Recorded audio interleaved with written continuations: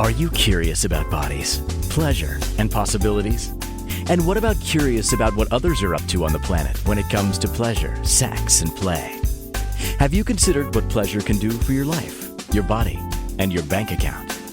Do you know something magical, delightful, and out of this world orgasmic is not only possible for you, but totally available to you?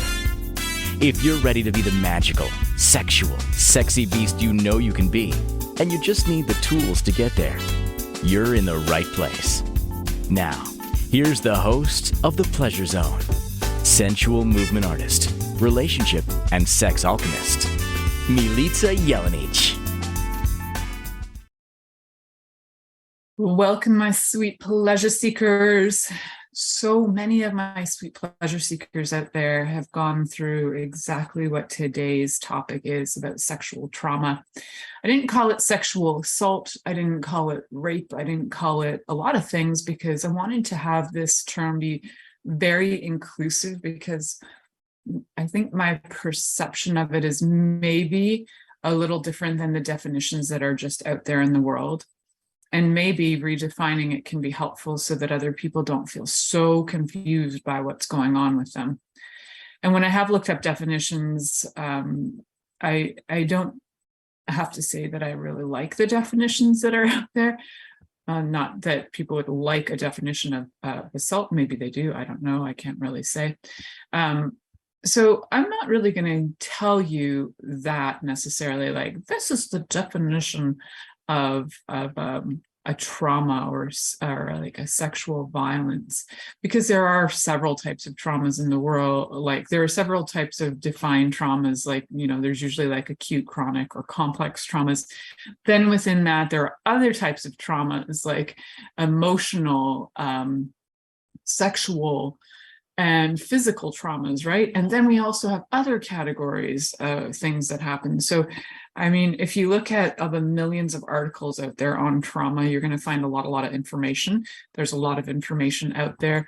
There are definitions of sexual trauma in itself. Sexual abuse is what actually it came under, are things like rape, sexual assault, child sexual abuse, assault by penetration, sexual harassment, spiking, which is when somebody's drugged you or, you know, gotten you drunk and then done whatever they wanted to do, or they just, indecent exposure, cyber flashing, and female genital mutilation. I don't know about you, but when you just heard that list, how many, and there's way more, I have to say, this is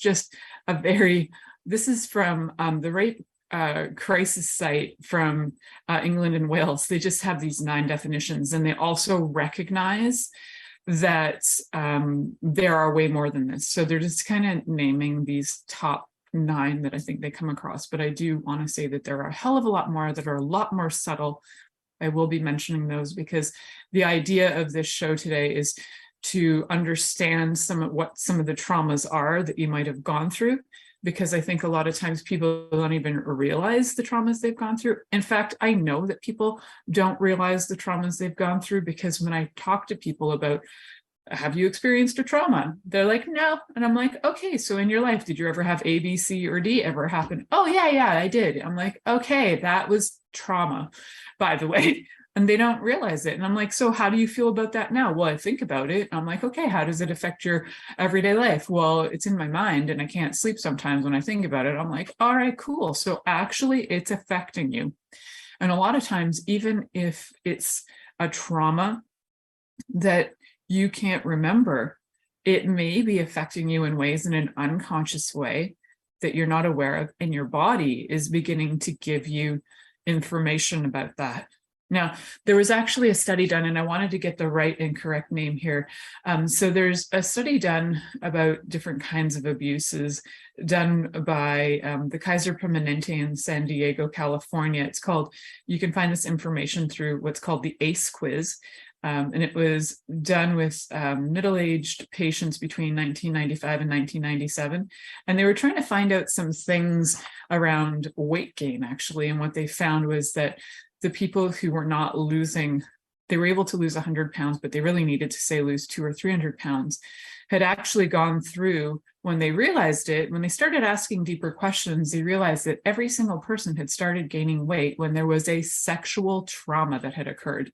So one of the people had asked, was asked, like, at what age did you start gaining this weight? And they said, or at what age did you become sexually active? And the question was, how much did you weigh before the weight gain? And how much did you weigh when you first became sexually active? And they said, I weighed 40 pounds and I was 4 years old. And that's when the sexual abuse started. And that's when the weight gain started. So there was found to be a massive correlation between the inability to lose weight. The trauma of that to your body is huge. It's just huge. And I think what people don't realize is how it affects so much of your endocrine system. So your adrenals now in your life are going to be constantly on one of those 4 F's, right? The fight, the flight, the fawn, or the freeze mode. And any one of those, when your body is in constant relation to one of those, like if it's in constant freeze, you're going to be kind of stuck, right? In your life, you're not really going to have a lot to move forward. You're also going to feel frozen. I mean, freeze is a reason for it, is because you actually don't feel like you can move. And I've through the work I do with people, when I find that they go into freeze mode, they often don't stick up for themselves. Now, some people who go into fight mode or flight mode, fight, flight, freeze, and fawn.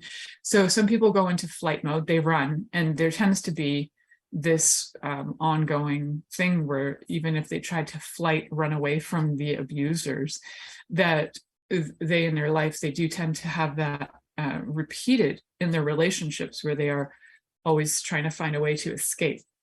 I'm really generalizing here, and I'm really generalizing with like the clients I've worked with over the last 20 some years. So I don't have stats or numbers on this stuff. It's just, working with people, you get to know them. You kind of get to know their stories, because it's a lot of what I do is I take down and take into account people's lives and their stories and how that affects them.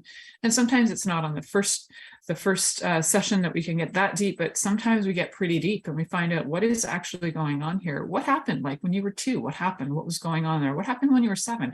Okay, wait, you don't remember any of that. And to help people have information to help them move forward. Sometimes people need information to move forward. Sometimes they just need to know there was something and now I need to clear that and now I need to move forward. So different methods for different people work really well. And so I've studied so much in my life to be able to bring a lot of different methods forward while I work with people. So I talked a little bit about some responses, right? So we've got the fight response, we've got the flight response, you might run away. We've got the freeze response, you might be stuck. The fawn response is kind of like, there isn't a lot of activity, but it's kind of, it's a little different. So then the fight response is where you actually want to like attack, right? So, and sometimes you have combinations of both. You might first go into freeze, then you might go into flight, then you might go into fight. You might have instincts where you go to fight and then you freeze. They can be combined. So it's not that you're going to necessarily have one, but you might have one response that's more common than others. And how do you know if you've been around any of this? Well, there are a lot of things that would have you in your life feel odd, or like there's been something strange sexually going on in your life. And even to the point where sometimes when parents make sex very, very wrong, like they've told you your whole life that it's wrong, dirty, and nasty. If you were caught as a 5-year-old touching yourself and you were told that was very wrong, I don't know about you, but I know I had that happen. Why? Because I'm a curious being, if none of you know that by now. But yes, I was made very wrong for it. Not by my mother. My mother could have cared less. It was other people who were, my mom was like, Milica, would you stop rubbing yourself on the pillows? Because now I got to wash your pillows every day. I was like, all right, mom. I'm like, what else can I do? I'm 5. Yeah. So it was more like that for my mom. It was more like the just a pain in the butt to constantly do laundry as a, as a single mom. She didn't have a lot of spare time for me to be always rubbing myself on pillows, but she didn't necessarily make me wrong for it, but she didn't really have a conversation about it either, which I think was okay, because my mom didn't neither have the language nor the comfort level to talk to me about it. But anybody else who had ever done that had actually specifically told me what I was doing was wrong. I shouldn't do that. And I do remember being reprimanded for things like, I think I had a boyfriend around the same time. I was 5, he was 6, and he like kissed me in daycare. And I thought I was pretty cool. And I like went home and reported it and reported how cool it was. And my dad was so freaking mad. He not only was he mad that I was even allowed to be in a school that happened, he was absolutely pissed. And then he took me to get lectures from every woman he knew other than my own mother. He took me to several of his friends. So I would see my dad on weekends. And so during one weekend with him, I think I got to talk to at least 4 of his friends, or they talked to me. They didn't ask me any questions. They just told me how bad it was. I shouldn't be doing that. I don't know what my dad imagined being kissed by a 6-year-old boy meant to him. But now later on, I understand what that meant to him, because, he's been able to have more conversations with me more in depth about his life and what happened to him.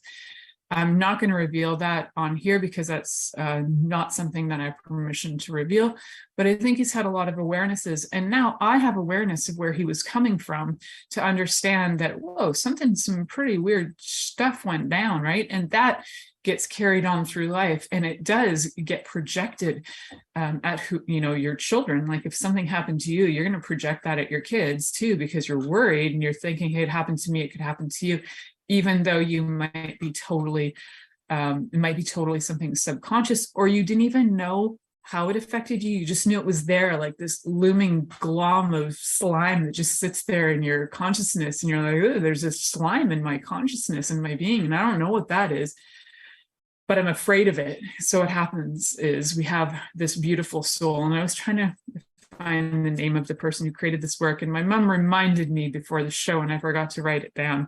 But there's this amazing man. You can find his work on a site called Sovereign by Design, and you have to become a member to actually get into their classes, because they're sovereign, so you need to be a member.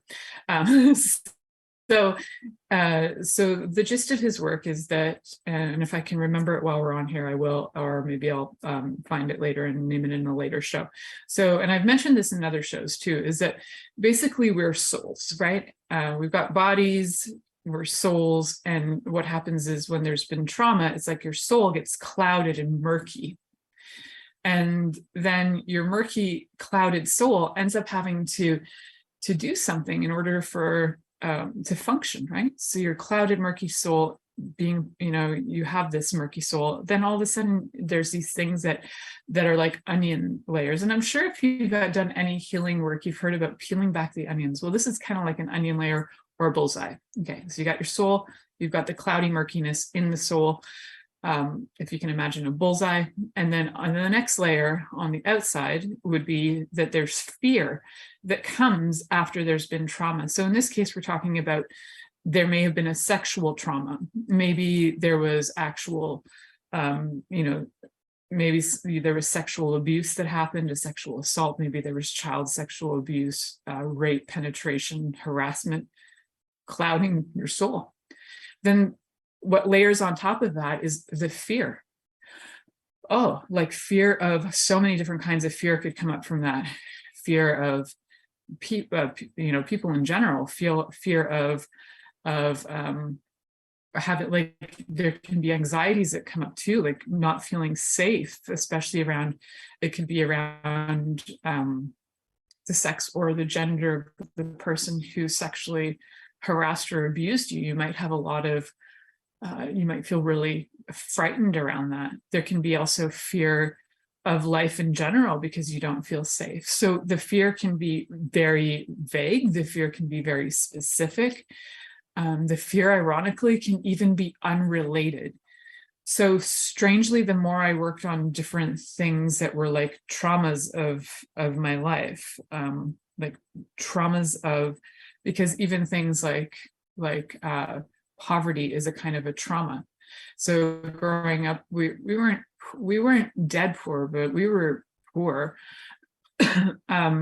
We survived. We had food, so I'm really grateful for that. And we had a roof over our head, and I was really grateful for that too. But we were definitely not anywhere in the even middle class. We were in like the lower middle class. We were like that one step above of being on welfare. So we were like that one step above that, and that's only because my mom's pride would never let her be on welfare. So that's where we were. And so we lived in pretty much, we were really poor. And so that actually trauma led me to eventually have weird fears, like fears of rodents. And it's so cool because here I am today talking about this. And this morning, I had this like live trap in my office because we'd had this interesting, we'd had an interesting creature in the house called an ermine, which is like a weasel, but it goes white. And we were trying to catch it. But we haven't caught that baby yet, which is a really unusual thing to have in a house, and symbolically very interesting. However, I did catch a live mouse in my office instead. And normally, like for years, that would have had me have mini heart attack, like almost a panic attack, screaming like absolute fear. Absolute freaking terror. And what's really cool is today, I not only had this mouse in my office and I didn't freak out, I was like, oh, there's a mouse in my office. And I looked at him in the face and I was like, I'm looking at the cage now, it's empty. But I was like, oh, like he's actually kind of cute. And I just like referred to him, hey, the little mister needs to go outside. My hair was wet, so I didn't take him out. I was waiting for somebody to take him out that didn't have wet hair. So those kind of traumas can actually lead to fears that we don't even understand. Like my trauma of poverty, I did connect the dots and realize that that's where my fear of mice came from, was the trauma of poverty. So sometimes if you have fears in your life, backtracking to your soul, like what happened to your soul? Like what trauma affected your soul? So we're going to talk about more of those layers of the onion when we get back. How can we undo this stuff? And then how can we move forward so that we can have both pleasure, all those things like pleasure and desire and arousal, because sexual traumas can affect all of that. And we want to be able to shift that for you. And I know it's possible. I know it personally. So for those of you who are listening live on Facebook, come on over and listen on Inspired Choices Network. Just come on over to Inspired Choices Network and join us here. And for those of you who are listening live elsewhere, I'm so grateful for you. Stick around. We're going to have a great rest of the show. You're listening to Inspired Choices. You're listening to the Pleasure Zone here on Inspired Choices Network. And we'll be right back after this commercial. Are you secretly a voyeur, wondering what's going on in other people's sex lives? What if now is the time for a totally different sexual evolution? Are you interested in people who are pioneers of different sexual and pleasurable practices? Lean in now with Milica Jelenic, where she will entice you and your body to know your own pleasure zone. On the Pleasure Zone radio show with sensual movement artist Milica Jelenic, you'll receive tools, inspiration, and a foundation to allow yourself to receive more in your sex life, and quite possibly other areas of your life as well.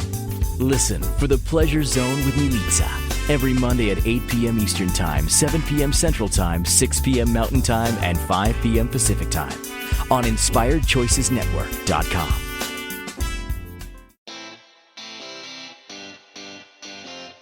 Are you a subject matter expert? Are you here to share your expertise with an audience waiting to hear from you in only the way you can deliver? Are you ready to have your voice amplified across the airwaves? Inspired Choices Network has a global radio platform streaming to millions of people across the world. Professionally produced and supported by an accomplished team every step of the way, you can broadcast from anywhere in the world, knowing your voice matters, and we ensure it is delivered with ease and efficiency. Eager to hear your message, the world awaits. Contact us today to become an Inspired Choices Network radio host. Email becomeahost@inspiredchoicesnetwork.com. This is the Pleasure Zone with sensual movement artist Milica Jelenic. To participate in the program today, join our live studio audience in our chat room at inspiredchoicesnetwork.com. You can also make the choice to ask or comment by email. info@milicajelenic.com. Now, back to the program. Welcome back, my sweet pleasure seekers. For those of you who have listened to the first segment and you're like, oh man, I got some traumas because I got fears. If I got fears, that means I got traumas. And I think his work is the most amazing because it's such a cool way to look at it. Like, if you've got fear, there was an original trauma. So let's look at the next layer of that bullseye. So you've got the clouded soul, you've got fear on top of that, like in the next layer. And then on top of that, you have false, what does he call it? False beliefs. So false beliefs cover our fears. So what are some of the false beliefs you might have out there? So false belief for me, I'll talk about the one about the mice. Like, the false belief for me had to do a lot with, I'll never have money. Everybody's convinced me I'm going to be poor my whole life. I have a glass ceiling of how much I can earn. Oh, crap, I'm going to be in this poverty my whole life. Like, I'm going to always live on the edge my whole life. How stressful is that, right? You don't even realize that your body is constantly running these messages, and they're silent sometimes you can hear them loud in your head. And no, you're not crazy, because these are experiences that you know. So they're memories sometimes running, sometimes they're things that you don't realize you remember, but they're just these like noises in your head, and you're like, what the heck is happening? False beliefs. So if you have false beliefs too, so we're going to take this into the sexual arena, because we're going to look at the trauma of sexual abuse. And I'm going to, not just sexual abuse, any kind of sexual trauma. So let me be clear on some sexual traumas, because I want to really connect this show to you for sexual traumas. So sexual traumas, we talked about some of the obvious. We talked about rape, penetration. We talked about things like, genital mutilation. And on this site, they call, they specifically call out female genital mutilation, but I'm going to go for male genital mutilation as well. I'm not against men being circumcised if there's like a religious reason why that's been going on for 100 years, and there's something that has you feel like it's tradition and you want to connect with it, and it helps you feel deeply connected to your beliefs. That's one thing. But if you're doing it for some other reason, I also categorize that as a kind of genital mutilation. Yes, I do. So I'm just saying, you're cutting a body part. It's just as much as if you cut somebody's earlobe off. I mean, that little part of their ear, they might not need it. However, it's still a mutilation. So I'm just saying. So sexual harassment, cyber flashing, indecent exposure. We're going to go right to rape, because I think this one is way more common than most people want to admit, and one that I can relate to. So you look at the rape as a trauma to the body. The fears that come on top of that are, I'm just going to talk about my fears that came on top of that. My fears that came on top of that were, nobody's ever going to love me. I'm the most unlovable person there is. I'm just going to tell you what my brain came up with that would run all the time is, I'm going to have to overcompensate to make sure that people like me. I'm going to have to give everything I got. I'm going to have to not only overcompensate, I'm going to give you a list of traits that I actually had, because I have a little list here. So one of the things is I would compare myself to others a lot. I'm like, well, oh, they're so much better than I am, because, oh my God, I have this trauma that is like sitting in my life and I can't quite let it go. I'm not good enough. I need to feel that others approve of me.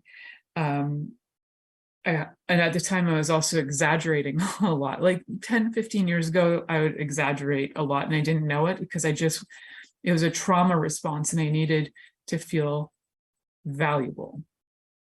Now I do the opposite, and I kind of underestimate my abilities, but that's okay. We're going to go with modesty. I don't know, whatever. So, and then also some of the other things that came out of that was I was resentful. I was resentful that other people didn't, I was like, well, how come I went through this and they didn't? And it took me a long time to understand and understand. It was an inner experience to understand what it was that was the gift in it. And I know that sounds right fucked up, but there was a gift in it for me. I wouldn't be able to talk to you guys today about any of this had I not experienced that. I also wouldn't have gone on a crazy amount of healing and research and like self-development. I was doing some self-development prior, but I went self-development hardcore. I also was absolutely determined to trust myself no matter what, because I was so afraid of screwing up again. Like, I can't be wrong, which was really hard. Now I'm allowing myself to not always have to be right. And it's hard. So if you are in a relationship sometimes with somebody who's like, I have to be right, I have to be right, I have to be right, you might want to step back and go, I wonder what it was like. And you can, if you have an open conversation, if you're in a relationship with somebody that you can have an open conversation, you can say, do you know where that like stems from, that you need to always be right? You can say it in an open-ended way, but sometimes having somebody intervene and ask for you can be helpful too. For example, having like a counselor or a therapist, or even like me, a sex and intimacy coach, ask you some of these very deep questions about, and they sound surface, but they're not, they're very deep. Like, do you know when you actually started to feel like you had to be right all the time? When did it start? What was the trigger? What age were you? What was going on in your life? So from very little, I needed to be right. But after sexual violence to my body, I needed to be really right, because if I wasn't right, I could die. I could be raped. I could have all these, if I wasn't right, there could be so many things that happen. So I had to be right. I had to be right. And I had to be right about all my choices. I had to be right about the choices of relationships that I was choosing at the time, even though they were really unhealthy, very abusive. I didn't get out because I had to be right. I couldn't be wrong about anything, because if I was wrong, then there was going to be worse things that could happen to me. And that was all unconscious, right? So it gets deep, right? It gets really deep. So just on that note, like when you look at it, I know I sound like I'm sounding very calm, cool, and collective about this. It's been years and years of work. And sometimes I still have breakdowns, and I acknowledge that. I'm like, I'm having one of those days where it's things are affecting me, and I see it and I know it, and I'm running certain personality traits really evidently in my life. And I need to like go step back and go, wow, what are some of these traits that I'm using right now? Like some of the ones that I'd mentioned earlier, right? And if you want to understand more about that, I'm happy to work with you on that. So you can always connect with me through milicajelenic.com. At the very bottom of my website, there's a book now link. You can book time with me. First 15 minutes is a gift. So you can actually go on there, figure out, pick out that 15 minutes. If you like to chat with me, we can chat it out. And if you want to go further, if you automatically love me and you want to talk further, we can absolutely do that too. You can book a half an hour or an hour, and we can go from there. So how do we heal these deep, dark traumas so that we can have pleasure, so we can have all of these things? But one of them is to recognize it, right? Okay, so we're going through some layers. So we've got the fears that came up. Oh, I'll never be loved, blah, blah, blah. The false beliefs are also in there. The fear of never being loved, and the fear of being abandoned and not having somebody help me. That was huge, because there was the potential for somebody to help and they did not. So for me to be able to ask people to help took me a really, really long time to be able to ask people to help, because I didn't trust anybody would actually do it. Because in the one time I needed it the most, and the one person who could have actually done it did not do it. So you can understand how that could be a little bit messy to your brain. Then the false beliefs kick in. Well, nobody's ever going to do it. Nobody's ever going to help me. I'm not worthy of that. God doesn't like me. God did this to me. I'm abandoned. False beliefs. All these wonderful false beliefs kick in, right? So we have these fears of fear of rejection and abandonment that kick in, where you have these habits where you might start to say yes to people even when you don't want to. Why? Because you just don't feel like fighting. And sometimes you haven't even learned how to say no. And guess what? You've said no and people haven't effing listened. So you're like, why bother saying no when nobody's going to listen? And you might not even realize you're doing that, but you're doing that. All right. And you might also have something where you see people in the context of how they can do things for you. And you're like, well, I can only be friends with you if you can help me do A, B, and C. So relationships become sticky. There's a lot of different ways that we relate to people when we have a fear of rejection and abandonment, and we get a lot of different stress-related behaviors, like trying to accommodate people's needs and wants rather than upsetting them. I did that a lot in the past, and now I realize that wait a second, I'm a person too, and I'm actually allowed to have pleasure. I'm allowed to get the things I desire, and I'm allowed to have arousal and not be feeling bad about it. We're going to move on to the next segment after this commercial break. So you're listening to the Pleasure Zone here on Inspired Choices Network, and we'll be right back after this commercial. Are you secretly a voyeur, wondering what's going on in other people's sex lives? What if now is the time for a totally different sexual evolution? Are you interested in people who are pioneers of different sexual and pleasurable practices? Lean in now with Milica Jelenic, where she will entice you and your body to know your own pleasure zone. On the Pleasure Zone radio show with sensual movement artist Milica Jelenic, you'll receive tools, inspiration, and a foundation to allow yourself to receive more in your sex life, and quite possibly other areas of your life as well. Listen for the Pleasure Zone with Milica every Monday at 8 p.m. Eastern Time, 7 p.m. Central Time, 6 p.m. Mountain Time, and 5 p.m. Pacific Time on InspiredChoicesNetwork.com.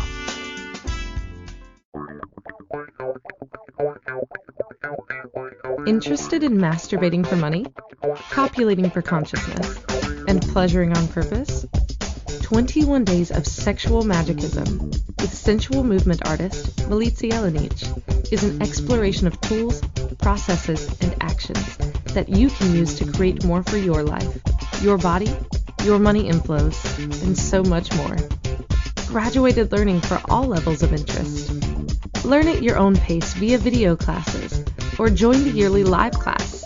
Take a peek at www.milicajelenic.com.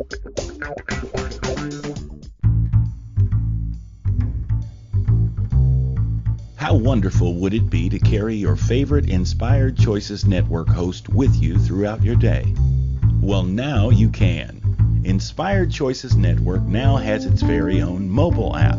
Our free app offers live streaming shows, along with thousands of podcasts and TV episodes. Our shows cover a wide variety of topics. Whether you're waking up with us, carrying us through the day, and taking us to bed with you, we're always here for you to enjoy. We're easy to find. Just search for Inspired Choices Network in the Apple App Store or Google Play Store. This is the Pleasure Zone with sensual movement artist Milica Jelenic. To participate in the program today, join our live studio audience in our chat room at InspiredChoicesNetwork.com. You can also make the choice to ask or comment by email, info@milicajelenic.com. Now, back to the program. Welcome back, my sweet pleasure seekers. For those of you who've been listening, we've kind of listed some things that were like sexual abuses, traumas that could have occurred. And there are some more subtler ones too that maybe I didn't mention, but things like coercion, where somebody is constantly trying to get you to choose yes, when in your heart of hearts you're saying no. And I think a lot of times, I was actually reading a story the other day, which was really an amazing story. I don't know if I think it was based on a true story of somebody that I was reading on Facebook. And it was a story of a mother and a child and the father. And the mother was lying in bed, and the little child came into bed and wanted to cuddle. And the mom usually is like, really likes her space in the morning, but she said, yeah, okay, yeah, you can come and cuddle. So the child cuddled, and then the dad came in and said, oh, give me a hug. And the kid was like, I don't want to. And then the dad played the game of, oh, you don't love me. He did this thing where he was trying to coerce the child. And the child's like, no, I don't want to hug daddy. Like, being very clear, being very direct, as much as a child can be clear and direct without yelling and probably getting yelled at for yelling. And then there was this like coercive energy and this manipulative energy that came out of him, which was like, well, fine, I'll just go sleep in the kid's bed by myself, and I'll be all alone and all sad and blah, blah, blah. It's like, wow, you're trying to lay in guilt, you're trying to lay in this, you're trying to lay in that. And when I look at all of that stupid energy, which I love that story, and it's such a contribution to looking at some of these things for this show, it was like, wow, how much of a pile of bullcrap have any of us been piled onto as children? I remember as a kid, my dad had all these friends, and in the Serbian culture, you kiss everybody and you hug everybody, even though you don't want to, and even though they smell, and even though they're perverts, you're supposed to hug and kiss them. So even when I didn't want to, my dad would go, oh, you're too scared. And I was like, no, I just don't fucking like them. But I didn't have the words for it. I didn't have the words to go, I don't like them. They're perverts. I don't want to go near them. I have since explained to my dad this, and he was like apologetic for the guilting and the stuff. He was somewhat apologetic, which is huge for him at 85. He's growing as a person. And that's what he was taught, right? So he was taught this crazy way of making you feel poopy, and then you have to do this and blah, blah, blah, blah, blah. And then, I see where I might have done that in my life with my kid, which is crap. And so that can just end now. And it goes on, right? But there's been worse. So if you've had that, it might not seem like a big deal, but it's where, even when you were really little, your no didn't matter.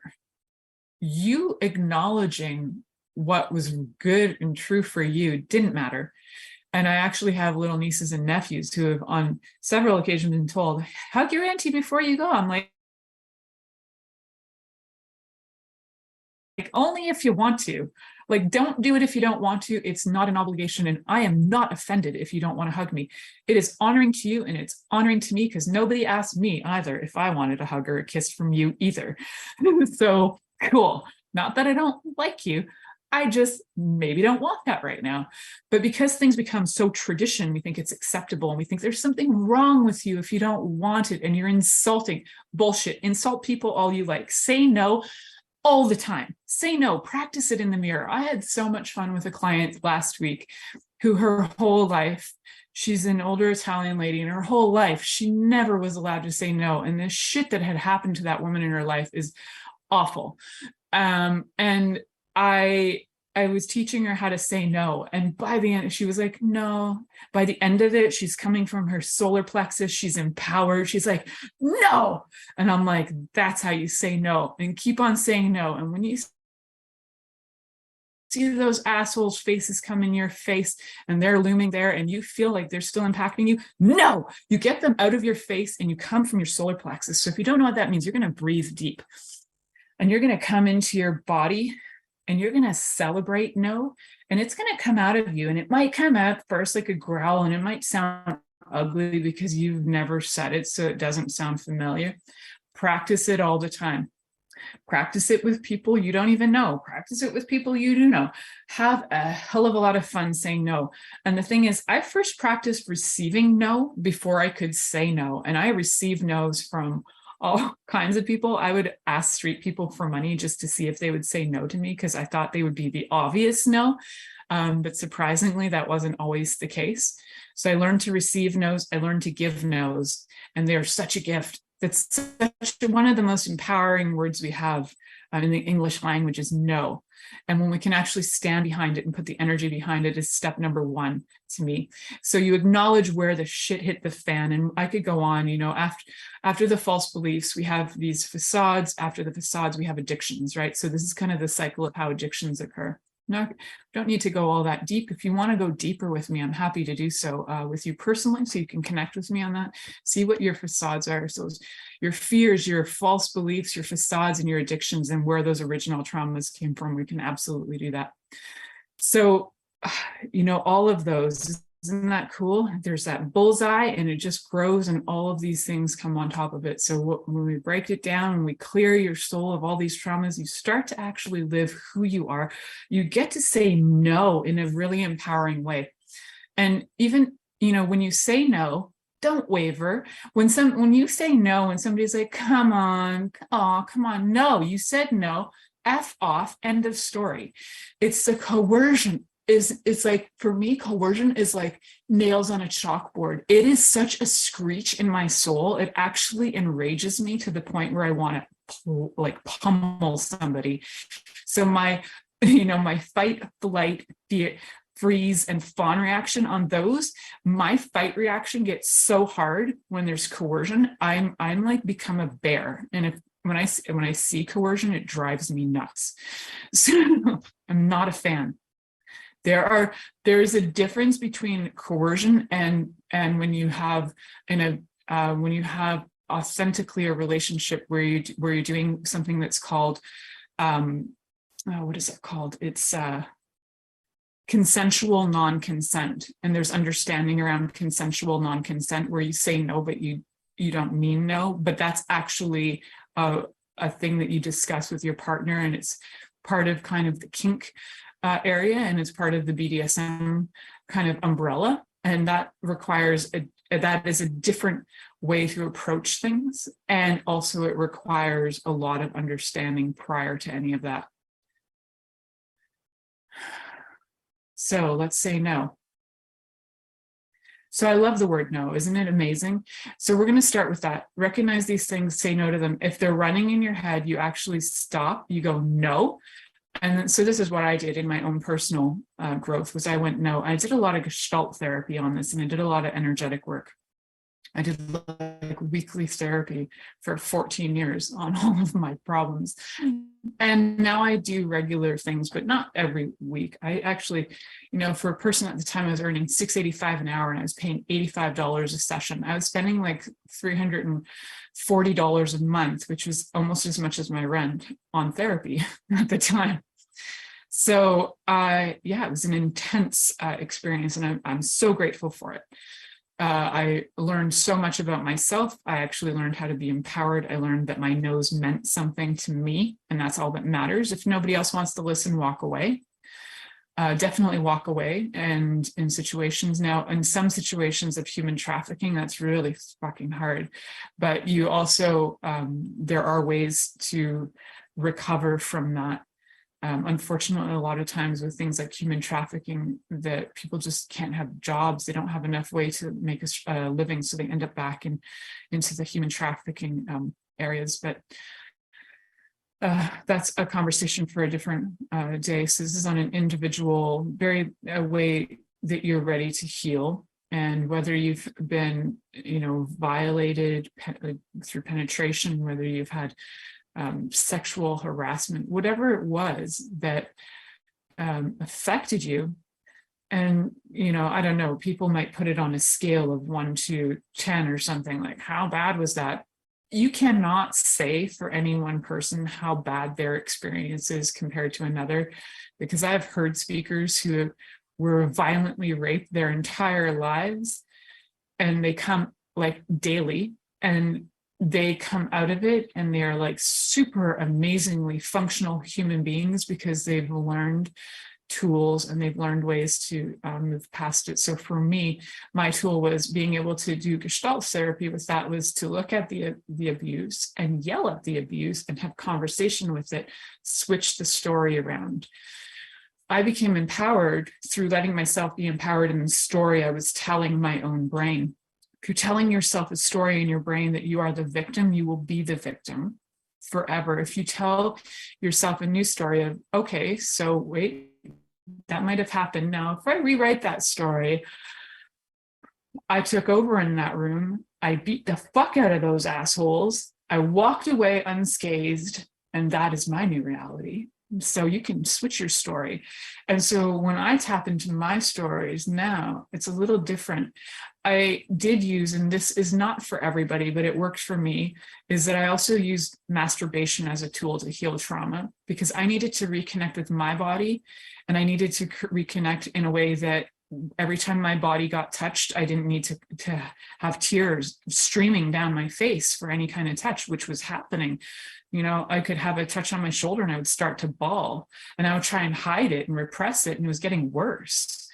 So for me to heal that, I needed to learn to be okay with touching my own self, breathing, getting myself to connect, and realizing I'm safe. In that very second, I'm safe. And I would check my room, and I would breathe in for 4, hold for 4, check and see if I'm safe, and breathe out for 8. And then I would look around. And eventually I got to the place where I was able to have pleasure and not have the image of violence running through my head and crying and feeling messed up and feeling twisted and demented. Why? Because bodies get aroused. Bodies get aroused sometimes when there's been violence to them, because that's the nature of bodies, is that when you put pressure on a clitoris, it has a response. When you put pressure on a penis, it has a response. And you don't necessarily have pleasure with it. In fact, you probably don't if you haven't asked for it. And so it messes with your brain, and you think that there's something wrong with you. Like, why did my body react? Your body reacted because your body reacts. That doesn't mean you had pleasure. That doesn't mean you had desire. And that doesn't mean you said yes. There was no consent, right? No consent, no desire, no pleasure is a no fucking go, even if there was arousal. And I want to be really clear on that, because I think that is something that is overlooked way too much.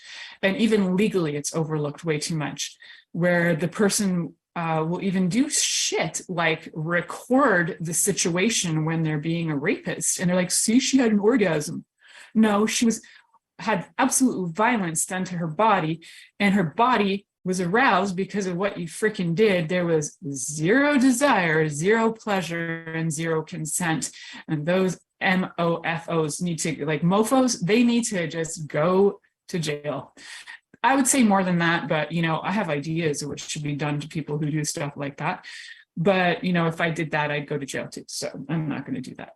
So we're going to be really clear that if you went through a situation in your life and you knew that you didn't want it, and you're so confused by why your body responded, sweeties, your body responded because it didn't know any different.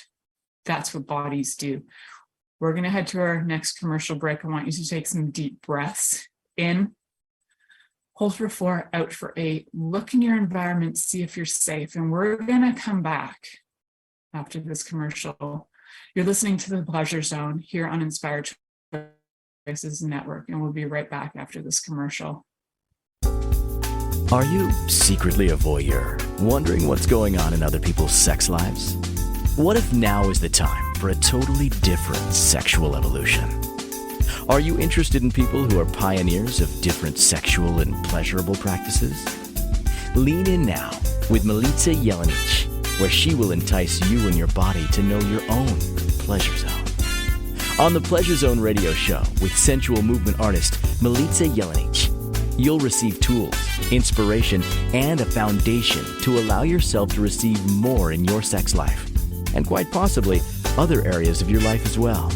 Listen for the Pleasure Zone with Milica every Monday at 8 p.m. Eastern Time, 7 p.m. Central Time, 6 p.m. Mountain Time, and 5 p.m. Pacific Time on InspiredChoicesNetwork.com. This is the Pleasure Zone with sensual movement artist Milica Jelenic.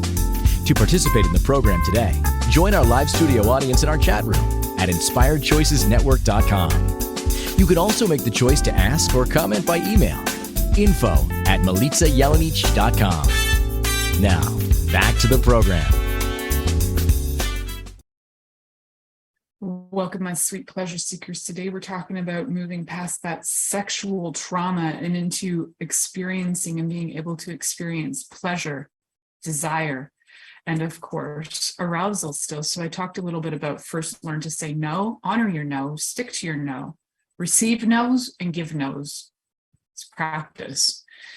Now, the second part for me, this is what I did, was I talked to somebody. I had a therapist. I had several actually therapists, different kinds. I did art therapy, gestalt therapy, movement therapy, dance therapy.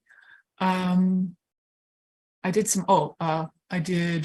hypnotherapy. Then I did other energy work, homeopathy, radionics, somatic body work. I did a lot of things.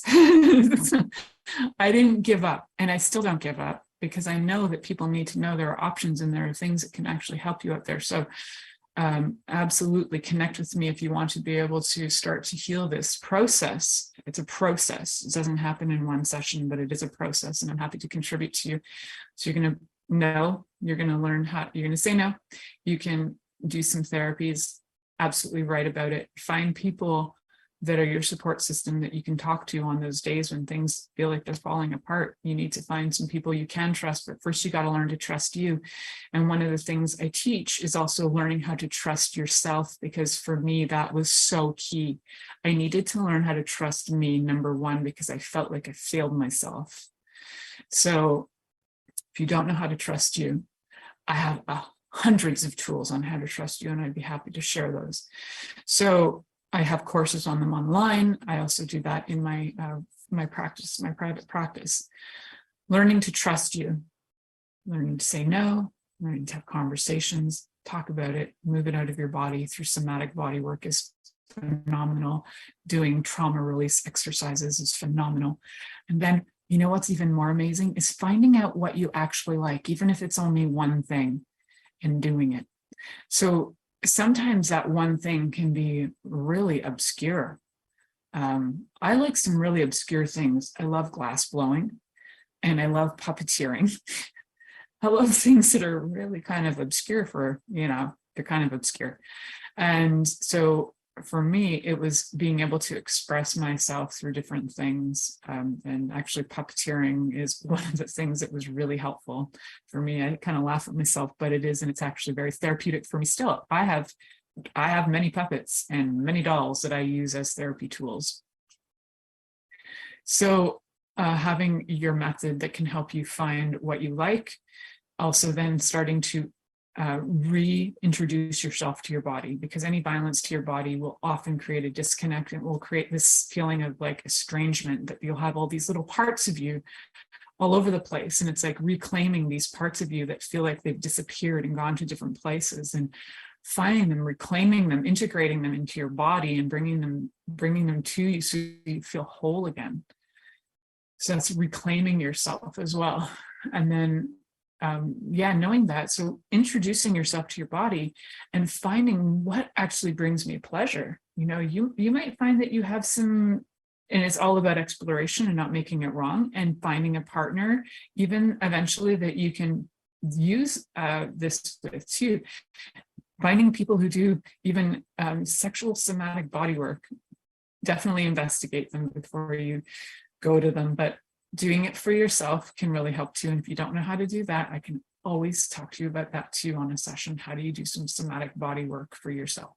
Somatic breathing, somatic body work, and like having your body feel and be able to bring back some life and feel again, feel integrated, feel whole. It's pretty powerful stuff. And then whenever you know what your sexual exciters are, what turns you on, create a list. Whatever you know what turns you off, create a list. Be really aware of them. There are actually tests out there that you can take that can show you what are your sexual exciters, what are your sexual inhibitors. If you check out Emily Nagoski's work, she's actually got worksheets for learning about your sexual inhibitors and your sexual exciters from it's from a bunch of research articles I think she collected and created a questionnaire out of it. So Emily Nagoski, if you look up her healing sheets on her site, you can download those for her book. She also has a whole workbook that you can work through that's really amazing. I'm a huge fan of Emily Nagoski, so check her out.